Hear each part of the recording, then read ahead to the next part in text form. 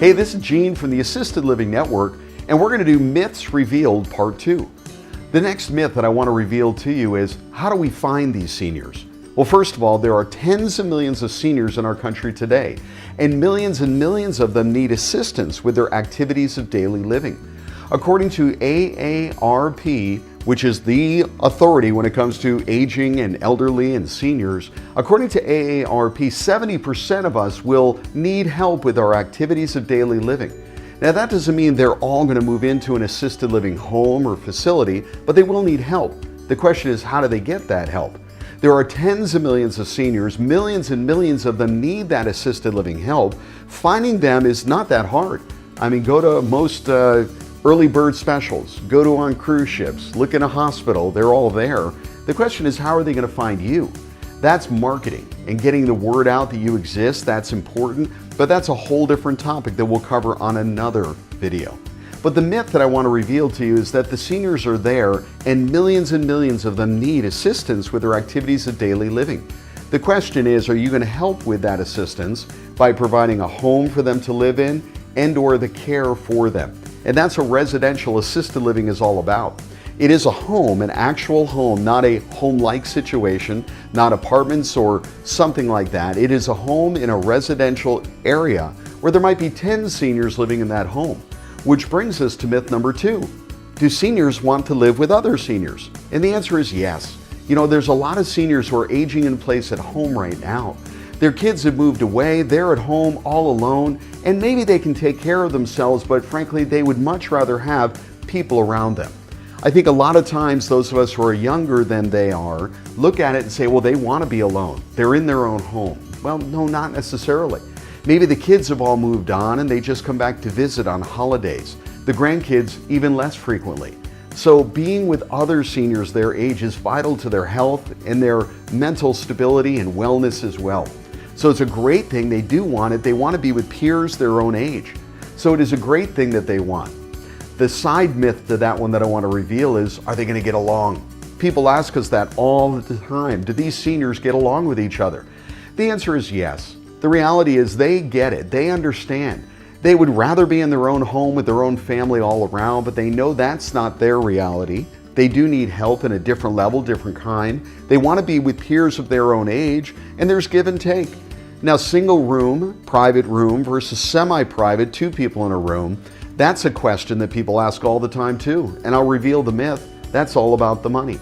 It's all about if they can afford to have that private room with a private bathroom versus semi-private with a shared bathroom. If they can afford it, they'll probably choose that. They still have peers in that home, in that facility. It's just they have their own private bedroom. But that's just down to a money standpoint. Which brings us to the final myth for this segment, Myths Revealed Part 2. Can they afford it? Where does the money come from? You know, a lot of people think the government's going to take care of the long-term care needs of the parent or grandparent in their life. And the answer is, well, the federal government does give money to the state government. The state then comes up with a program. They basically say to their citizens, show us that you're of age, let's say 65 and above, show us that you have very little in the way of assets, cash, real estate, assets, and little in the way of income. And show us all of that. Show us your assets, your income, your age, and we'll determine if you qualify for our program. Now, that state's program might pay out $2,000 a month for long-term care, assisted living. But that $2,000 a month is going to be reduced by whatever income they already have. So if they have $1,500 a month in Social Security coming in, basically the state's going to say you can keep $100 a month of that $1,500, but the other $1,400, we're going to apply that towards the $2,000 a month. And if that's the only income they have, they're going to take that senior's $1,400, letting them keep $100 for themselves, that $1,400, and they're going to supplement it with the other $600 to get to the total of $2,000. Now, that $2,000 is being partially subsidized by the state, but when they come into a home like mine or potentially yours to live in that home, if my average rate is $4,000 a month and all they can afford is $2,000 a month, well, they're not going to be living in the homes that I provide for people. So they're going to move into a lesser home, a lesser quality home, area that's not as nice, with food that's not as good, with caregivers that are maybe not as plentiful or as trained, and so on. So if they're only able to afford that $2,000 a month, and if the average is $4,000 a month, that is substandard or below average. They're going to get what they pay for in that regard. So we don't focus on Medicare or Medicaid, we focus on what you would call private pay. Private pay is where that senior's assets are being used to pay for their care, or the family is subsidizing it privately. But it's private money, not government money, not an insurance program. Now, there are long-term care insurance programs which are wonderful.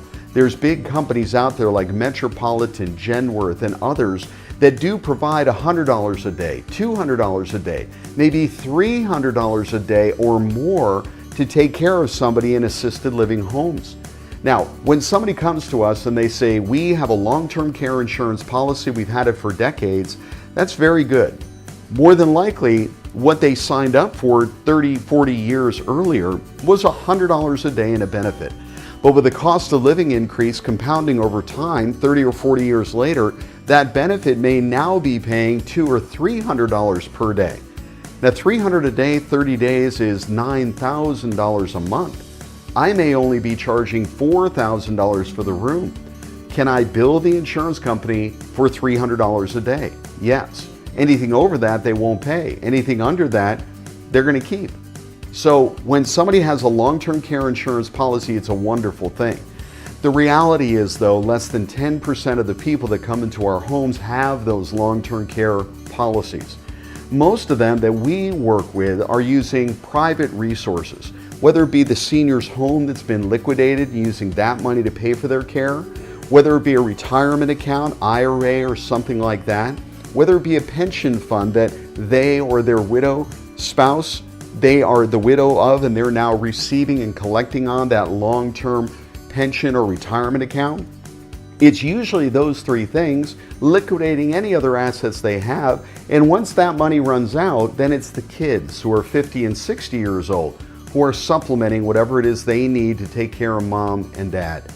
We went through some of the myths revealed in part 2, and we're going to cover more of those. I want to encourage you to always do good and do well. This is Gene from the Assisted Living Network. If you like what you've seen and heard, please subscribe.